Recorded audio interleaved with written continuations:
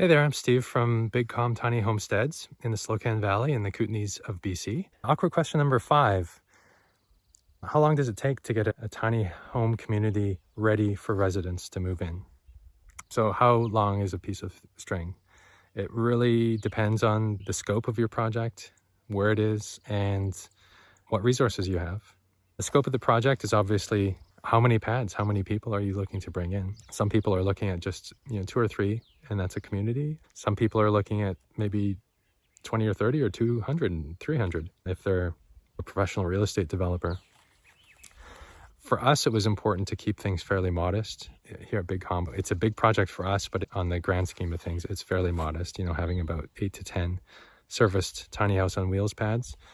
And for that, we're about halfway through. We have right now 3 tiny houses. We've fixed up the shared space, the Shangri Loft. We've rebuilt the road. We've rebuilt the garden. We've fixed up a lot of the space here that had been neglected over the years.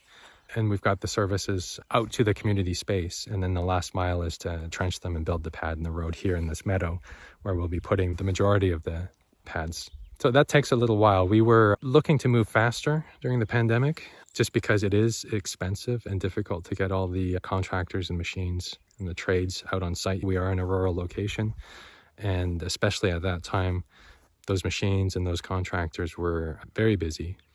So just mobilizing them and getting them here, rather than doing it in phases, which was our initial plan, we wanted to do it all at once. To do it all at once, we needed external financing. As I've mentioned in other videos, that's difficult when you're trying to convince bank lenders or even angel investors that aren't familiar so much with the tiny house on wheels space, the potential, the type of clientele, the quality of the pro builds. So that has taken longer. We did an equity crowdfunding raise, which unfortunately lined up just as talk of recession and inflation kicked in. So a lot of small recreational investors stayed on the sidelines.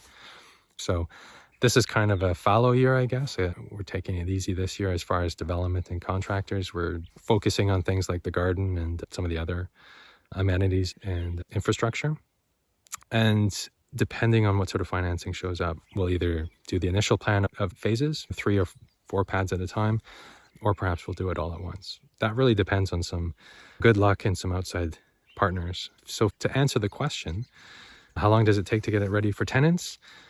It can take years, and it depends on your scope and your location. Generally, what we found is that people are most active and looking at places to park late winter, early spring, but they're not necessarily ready to park. They don't have a unit, or they're wisely looking for places to park before they get their tiny house on wheels, and the earliest would be the following spring. We generally advise that it's not good, maybe not even practical in many cases, to do a tow-in and setup in the winter months. That just adds extra unnecessary risk.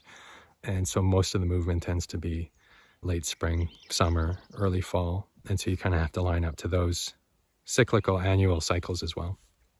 Short answer to a long question is it can take a while. It can take years at least.